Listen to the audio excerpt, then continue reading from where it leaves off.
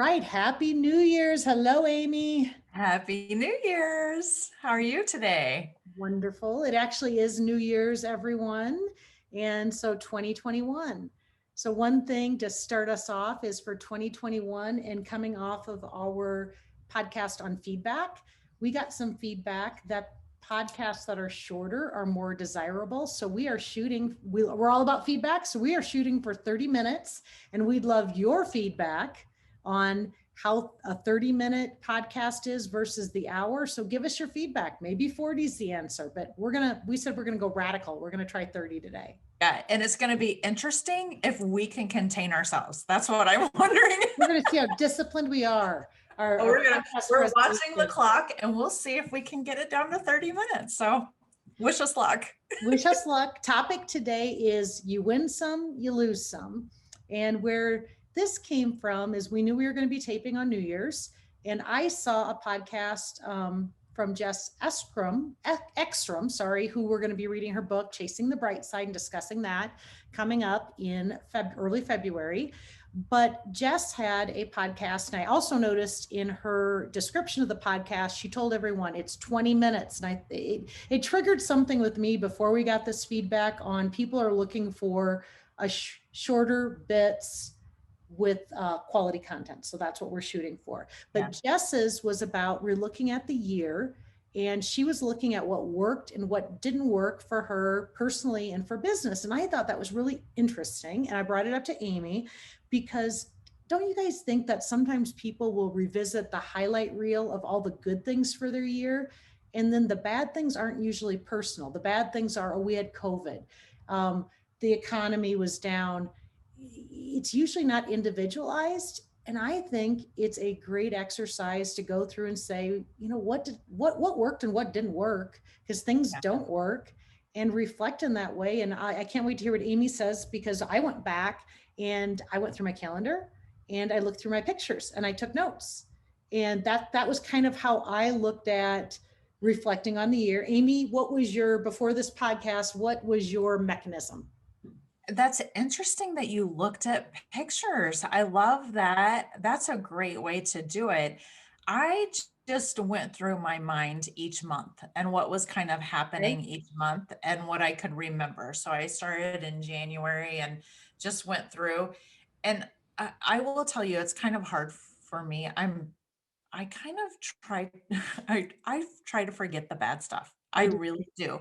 So when you brought up this topic, I'm like, all right, so now I have to think of all the things that went bad over the year. And it was not that hard to switch to the mentality of, okay, what went wrong? And asking that question. And it was actually a good exercise for me, because sometimes I just, smooth it over and I continue on and I focus on the positive, like what went well, and I just forget what didn't work. But the great thing about what didn't work is, and this is another topic coming up, is pivoting. What did we learn from it? Did we hold a grudge on it? How did you react to it? Because that was part of it too, was, okay, this is what wrong, but there were several things that didn't work that the outcome has ended up being good, because that's hopefully how we as humans react to things when they do go wrong. It's back to, you can't have success unless you have failure, right? Right. Completely agree. You have to learn from your failures, and typically we do, and we just move on and do something different. We pivot, we adjust, we do something. But yeah, I have a whole list of things that went wrong. I did too. Like, one was funny because it came off of it was a good reflection, because I don't think I acknowledged it was wrong. Okay. So this whole reflection, that's why I would tell everybody who's listening, go through this exercise, because it's really good to acknowledge the things that didn't come out the way you wanted them to. Okay. So one example I'd give, and I'll throw out the one that was top of mind that just jumped out to me, Amy, and then you'll throw yours out after this. I had said after one of our podcasts that I was going to block out my Fridays. So it was no work, no finance type work. It was all my creative work, my new ventures.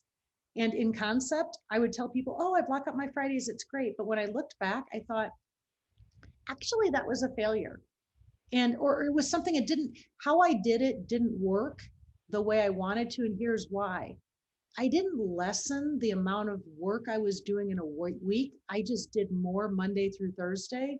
And so it stressed me out more Monday through Thursday. So, Oh, so yeah. what, back to what worked and what didn't work. Conceptually, it was a great concept, but what didn't work is I needed to take some things off of my calendar altogether and then focus on Friday, because all it did is stress me out more Monday through Thursday. Yes, Fridays were great, but upon further reflection, it's a great exercise. And my recommendation is absolutely block out time. But when you block out the time, don't overdo it on the time that you haven't blocked out, because the bad is now outweighing the good. Right. So what about you? What jumped out at you over the year? That was That's just a really small little interesting. thing. Well, so I was focusing on like I did a lot of pivoting this year because of COVID and doing some work and stuff like that. And so I had time to try different things. Nice. And so, but they didn't all work. So one of the things I noticed that we did in March, right when everything shut down and like all of our appointments got canceled, we decided we're going to do live videos. We're like, oh, well, let's do live videos. And so my team, we were getting on Facebook live videos, which means you have to like prep yourself. Like you can't just, which I ended up going kind of grubby towards the end, but it was like, oh my gosh, the anxiety around those live videos was so much. I think we did it for 3 weeks and we got lots of great feedback and stuff, but I was like, I can't do this anymore. Like it was too stressful. It was too That's much. a great, again, it didn't work. So you It pivot. did not work. And so, but we ended up pivoting and doing not live videos, but doing videos that are 2 minute long tips. Okay. And so we kept doing videos, but they're like concise and just easier for people to consume, easier for us to make. You know, I can make 10 of them and be done for a month. And so anyway, there was a little bit of a pivot there. The thing I'd say that was on my list that complements that was the thing that did work was working remotely and having Zoom, that it became accepted and everybody had to work and make it work. And we all found out that we could do great work remotely. Yeah. But I would tell you, we had a couple of software uh, development where there was training involved. I eventually in October flew to San Jose to do some of the training on site. We had done most of it remotely. And there are some things where you can't replace being there in person. And so doing training for software where it's very hands-on and everyone has different learning styles, and being able to be right there to problem solve, because people, they don't, you might have 5 problems and then 2 hours later I'm not going to forget about it. So I would tell you what didn't work as well is a full-fledged training remotely, on site worked way better. But overall, boy, pivoting and learning how to work together remotely. The other example that I saw in here that was interesting to look at is I assist with some teaching for Creighton's healthcare MBA program. And I was supposed to be in Phoenix on March 17th for an all-day session. And it got canceled like that Friday, because that's when everything hit the fan. The first session, Amy, we decided that we were going to go remotely. So we changed all the curriculum, went remotely. Everybody was quiet as birds, or just quiet because they didn't know how to do the Zoom thing. 4 weeks later, totally different class, totally same session, totally fresh. It was completely different because in those 4 weeks, people had figured out how to use Zoom. Wow. So it That's didn't work the first time, but it was just a time. So right. sometimes It things was don't work. experience. Yeah. Right. It was experience. Sometimes things just don't work because of the timing, right? Or because Right. of the experience or the repetition, so it isn't all personal. Sometimes you just got to give things time. Right. Yeah, we did a board meeting in June, and I would say that was still kind of the beginning of people doing a lot of Zoom stuff. No, you know what? I take that back.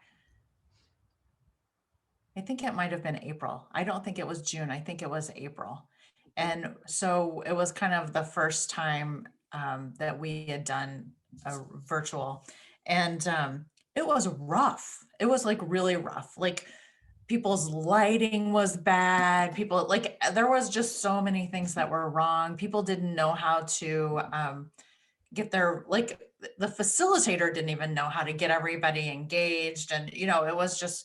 And then come June we had another one, and we actually did a prep session on how to participate in Zoom, like Right. because we're like let's teach people how to have good lighting, how to have a good background. So we did a happy hour the hour before, the night before the board meeting, and we kind of went through a Zoom orientation. Let's play with virtual backgrounds. Let's show people how to do stuff. And it was a bit of a game changer. I think it made the whole meeting Yeah, go so much better. and I would tell you, I love that you did that preparatory to try to help everyone. I would tell you the second Creighton session, part of it was they had their technology, there was a lot of advance. If I think upon reflection, there was a lot of, let's make sure your technology works first. So we are past that, is your, back to the audio on, trying to, all those things that had Yeah, happened. And they had rules of engagement. So I think not as well orchestrated as yours, but the same thing. First time it didn't work. It did work. It did work. I take that back. It absolutely worked. We said it was successful. Comparatively, it was not as successful because we didn't know how much better we would all get at it. right. But if something goes wrong, doesn't mean you throw in your towel either. So I like both of these stories because something didn't work out exactly the way we wanted, but we figured it out, right? So that Right. doesn't mean, oh gosh, throw that one away. It didn't work. We can figure it out. Right. Right. Just how do we make it better? I like that. Yeah, so I had a whole list of things that I lost. I didn't knit my sweater. I got a sweater last year. Have we talked about this? My No, you girls got definitely me. have. One time I listened to our podcast and you asked me, have we talked about this? And then it's like, we actually had after you said it. So sweater, no. Sweater, no. Well, no. So my girls last Christmas got me a sweater to knit of my own. Like, and I am a beginning knitter, but it's an easy project. But it is so overwhelming that I have struggled with it. And that's my big failure this year because I had time to do it and I just haven't done it. It's too overwhelming. And You it's, know, I've messed up. And so it looks bad. And so now I'm just like, this is going to be so bad. I'm not going to wear this.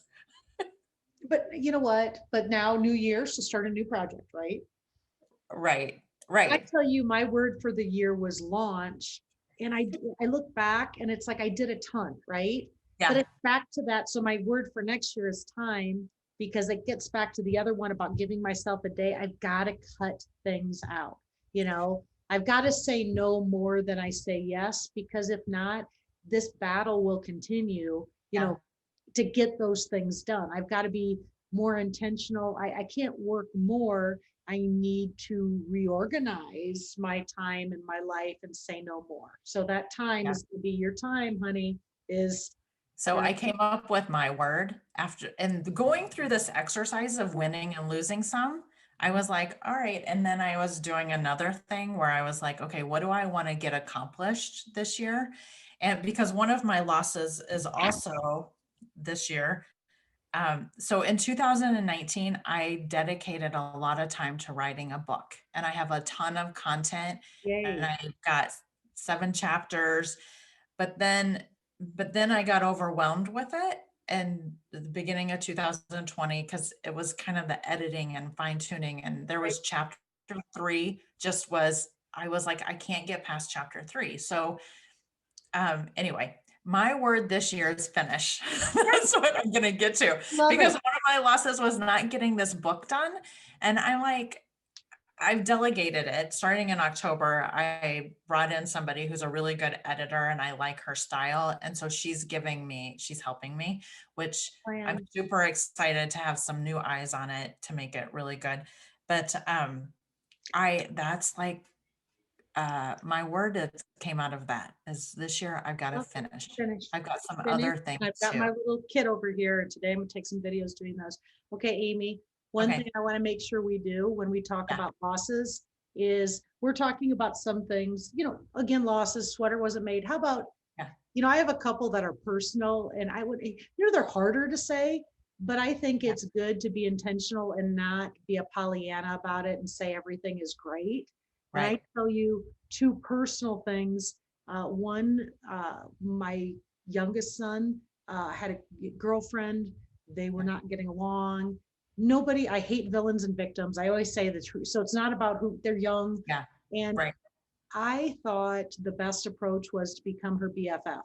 And even though things weren't going well, this was definitely in the loss column as far as my decision making. Is I started thinking, okay, the better I am with her and the more things I do and shower her with kindness, and not just that, like hang out with her, I'm going to make it better. But actually it made it worse. And it was Garrett who said, you have to stop that. It's almost like it feels like you're choosing sides, where I thought I was trying to make Right. things better, but I actually made things worse.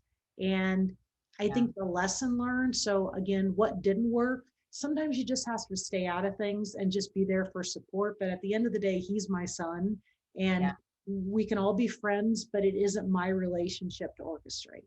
So, and it all ended up fine in the end. It was pretty painful, but we got, if you've ever been through a breakup with one of your kids, thinking you're going to solve it by being the other's good friend is not going to solve it. So that was a painful thing for me, um, to learn and to hear from Yeah. my son saying, why are you doing that? Yeah. Yeah. And that's, I mean, you were just trying to make it better, but you Right. learned, yeah, didn't But that help. goes in the loss column. That was, uh, Loss and loss. it was a good lesson learned, but that went in, if I, back to the wins were that he went on and, I actually tried to, what goes in the loss column too, just in general, is trying to guide my kids too much without letting them, being more of a mentor rather than a facilitator. And he Oh, yeah. actually bucked me on it and had his own plan. And what's funny is the plan that I had for him ended up, would have, it was a friend of his did the same one and it fell through. So his plan was the better one anyway. And regardless, it should have been his plan. So I tell you the other Right. thing upon further reflection in my loss column is, Sandy, get your nose out of it, be there to support, but you don't have to facilitate every step of the way, including whether it be a girlfriend or a move. And they're all pretty independent to say, move away. No harm, no foul. If I wouldn't have gone back and done this exercise, I probably wouldn't have noticed. But Yeah. when I And did, that's a good lesson for all of us. I mean, just about for anybody's life, step back. right? That's a great, and we can learn from that. That's good. How about you? Is there anything more on the personal side or something that you wouldn't have noticed if you wouldn't have gone through this? Not really personal. Personally, it was kind of a good year. I'm just gonna say though, I promised to do journaling. Yep. And I was noticing again, I I do not crave journaling. That's what I've determined So because I don't haven't do something through. because you think you have to, right? Maybe that's what it is. I feel like it's a huge loss for me. Like I'm just like You're not I getting try, I try to keep it simple, and then I'm like I just don't crave it and I don't feel good after I do it. Like it's not like extra something check the that box. It's an extra check the box. exactly. So I'm like maybe this is just something I need to let go and just Can I tell you an observation I would have? I what? think I think a lot of people do journaling because they're not moving forward on things, and so it brings to light whatever's top of mind and it helps push to do. I think you get the same value out of journaling by other things that you do, like how you showed the list that you made that's very intentional about how you spend your days. Yeah. You reflect on what you want to do, you plan out your week. People sometimes need journaling to push them to push things over the line and Oh yeah. develop what they're thinking. I think you accomplish, so journaling probably isn't doing a lot for you because you're accomplishing those things already with other Because ways. I'm journaling on this. Yeah. I'm like writing up down in my notes and And you're stuff. planning ahead, and you're putting a plan Maybe that's together. what it is. Maybe I don't know. But I why don't do it? know. It's a great observation. Yeah, I'm getting there. I'm gonna just say a huge win for the year for me Yep. We is like my to- Chiefs won the Super Bowl. That was Hey, huge. And I just gonna say I got that because you said going through pictures and I started flipping through my pictures. I'm like, look, there's me at the parade, the Chiefs parade. And I'm like, right. that was a huge win. And going to that, like stepping out of my box in February to go to a parade in Kansas City I with love it. thousands of people and being like, yeah, I'm gonna do it. That's so not me, but I did it and it was a blast.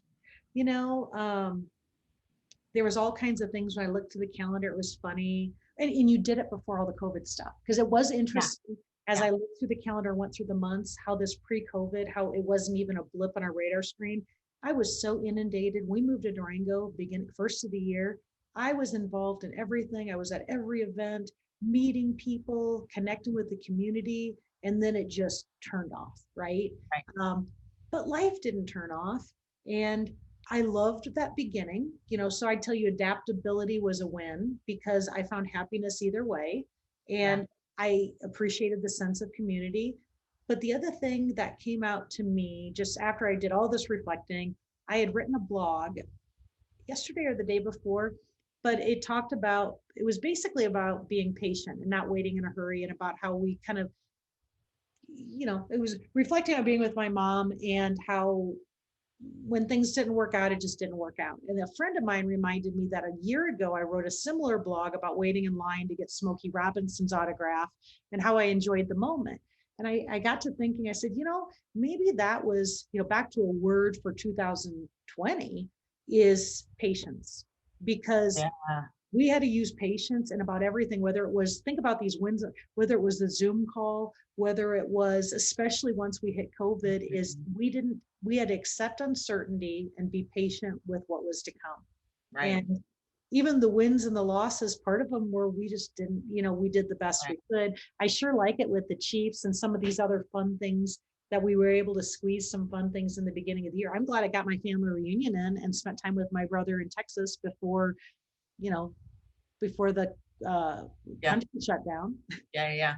Because I noticed starting in April, all of my photos are like on my patio with glasses of wine, my dog on the patio, my recipes. Like I started cooking, I started drinking, I started sitting outside. So anyway, all I right. would tell you, I wouldn't put it in the wins or losses. There was much more wine this year, and I'm going to try to replace some of that with tea. Oh, good. That's great. That's what I've been doing in the winters, hot tea. I love it. But I still had wine last night for New Year's. So that's okay. Okay. So we're doing really good on our time. I'm excited. Yay! Yay. I I think we'll be won. able to stay under 30 or maybe a few minutes over, but we're pretty good. We have a couple of questions here to get through. Okay. How do you make sure to celebrate the victories rather than obsess over the failures? I'm going to use a real life situation in that one because it will be one that back to being real. Um, so my I think I've talked about this. I talk about my father-in-law who has lived with us, but he just moved into an apartment. Okay. So we moved in here Congratulations. the first of the year. Yep. And again, back to the victories, but it's Yeah. hard for me not to feel like a failure over it because the intent was for him to live with us. But the reality is, so I'm going to use this as an example. The reality is he needed his community, which is something we Yeah. talked about with your mom. He Yeah. needed his own Yeah. friends. He Yeah. what back to what a wrong was, I thought if I took him everywhere and I was his BFF, I guess I like to be everybody's BFF, that would be enough for him. But he's at a place that is only 55 and older, lots of vets. It's a perfect place for him. So this is a good example for me to say, okay, I'm not going to obsess over what could I have done differently.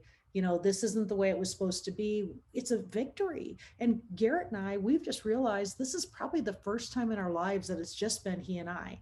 And Yeah. we've been together for 11 years and Yeah. that's not just kids, it's just in circumstances. So how do you celebrate the victories rather than the obsess over the failures? Using this example, and with any, I'd say you have to, as you're obsessing or thinking about the failures, make yourself think about the bright side, the victory, but you have to intentionally tell yourself, make yourself think of the other side.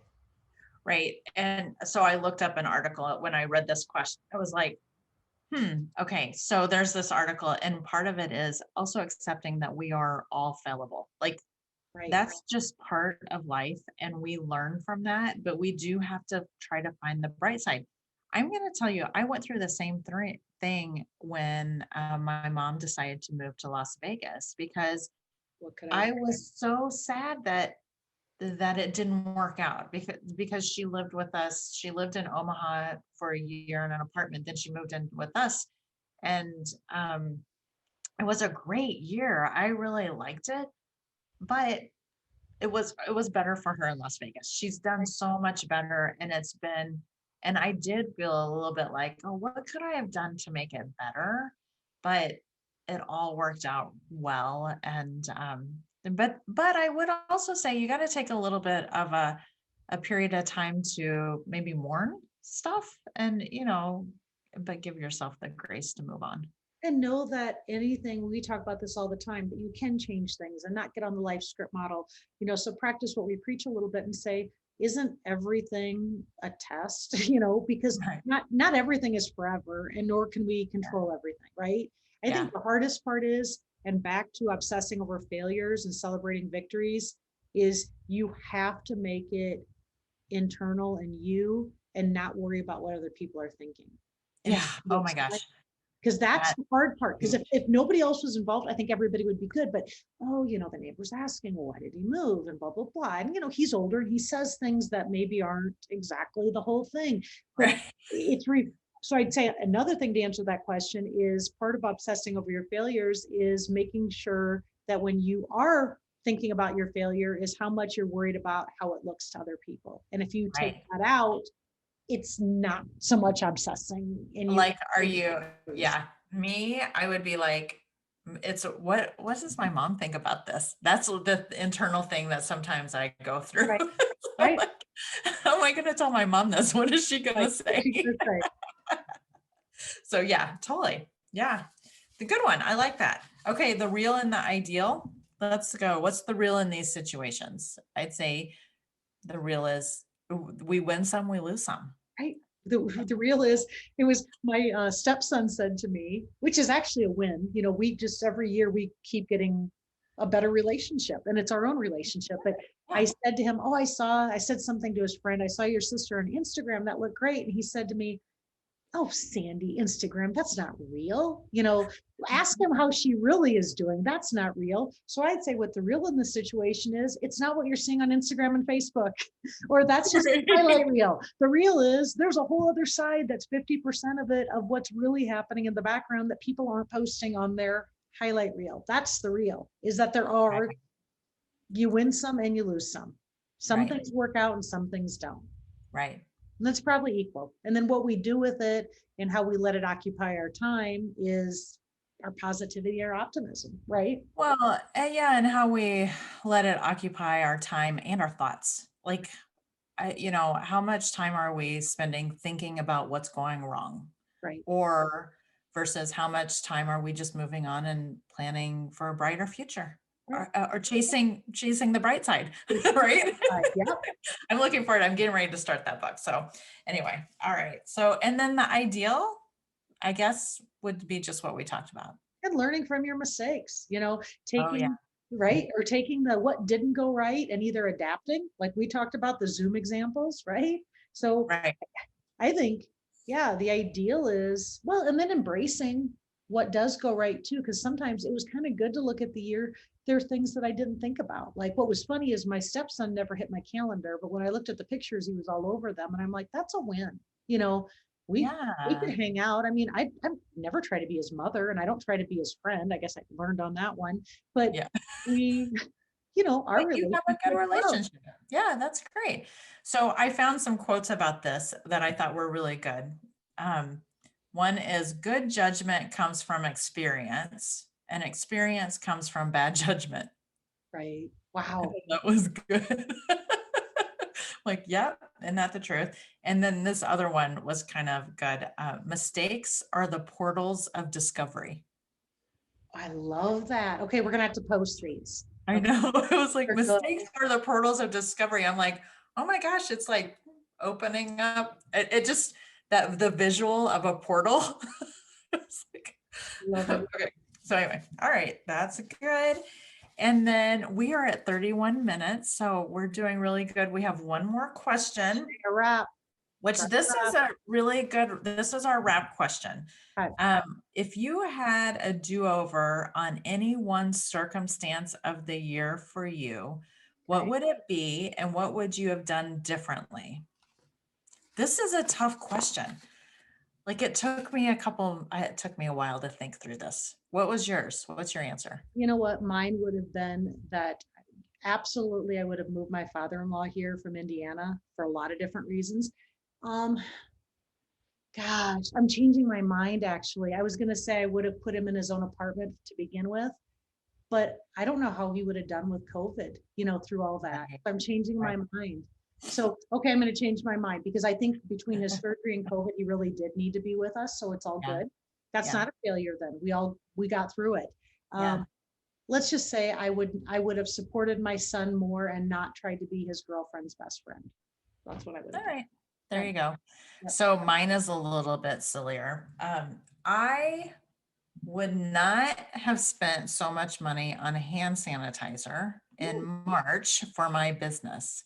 I ended up, and I know you can't see this, this is like, well, some people can't. This is 12 ounces. I got a 3-pack of these, 12 ounces of hand sanitizer. Now, this is beginning of April mhm. when there was a huge shortage. Couldn't find it anywhere. I thought I needed it for my employees because I thought we were going to be working, which we were not working, but I had to be ready. And so I bought masks, I bought shields. I probably spent $150 on stuff, gloves that would probably in a normal market cost me about 20 bucks No. at the most. Okay. Yeah. And I looked at it, I looked at my expenses recently and I was like, oh my gosh, that just irritates me because we didn't work for a few months and then I had spent all that money in that circumstance was, you know, I couldn't control it, but it is what it is. But And that's back the to other hindsight. kicker is these are all still full. We Are haven't they? touched them at all because I had other stuff around the house that I've used. Or you just wash your hands, right? Didn't wash my hands. Yeah, exactly. I had a little one in my car that's been fine. So I bet anyway, if I really thought about it, I think I should go through myself. Why? I'm moving on to 2021. I probably have a move whole on. list of those too, Amy. I know. Thank goodness 2021 has hit and hopefully But we're we on still need, the flip we side. still, we still all need to be patient though, because it's not going to flip right away. I know. It still feels like 2020.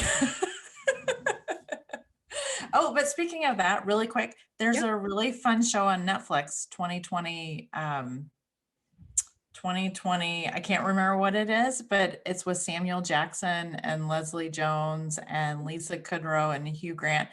Very funny. They go through the whole year. And Really? it's kind of comical, kind of sad, kind of not really sad, but We're watching it tonight. humor. It's pretty good. There was a really good movie, and again, it's actually not. You would think it's going to be political, and I would highly recommend it. It's not. It's about humanity. It's about empathy. Um, it is Pete Souza, and it's called The Way I See It. Pretty sure that's what it's called. I Oh, think we is watched that it. about him taking the photos? Yes, and he Yes. did the Reagan, and he did Obama. So, and Yeah. and people had said I had heard the Film Students podcast talked about it. Pictures are a beautiful representation of stopping time. And it was just, I've always loved photos, but it's about the human condition, the things he captured in the photos, him being there during those 8 years, watching Barack Obama with his kids, you just think about watching Nancy and Ronald Right. Reagan. It was just a beautiful documentary. And Garrett was Nice. still talking about Very it today. good. Oh, good. I'll have to find it. What was it on? It was on Amazon. Okay, good. I'll find it. The Way I See It. That's what it's called. Pete The Souza, way The I Way see I it. See It. Yep. All That's it. right, good. Okay, so let's All right. kick off New Year's. Happy We New don't like Year. checks very much anymore, so maybe we can get by this 21 versus 20 without typing it in wrong. I suppose we'll put it in our computer quite a bit wrong, right? How long do Right. you go before you figure out to type in the right year? Or do you do it? Oh, it's probably a while. I don't know. Remember I've back never in the done day when myself, we wrote, but you know what I still do on my birthday? When I have to write the date on my birthday, I write the year I was born. I Really? still do that. Like if I'm writing, I haven't written a check for years, but it's August 26th and then I'll finish it 1969. I'm like, Really? that's so funny. Yeah, just habit. So By habit, I always thought all these the years past, it would take forever to remember to write the checks, right? Well, now we don't really write checks, so rarely. right. But we Yeah. type it in the computer, so we shall see. All Right. right, Amy, we did Okay, pretty good. bye. So we'll We get did pretty everybody's good. feedback. Yes. Thanks, Sandy. Have a good one. You too. Bye. Bye.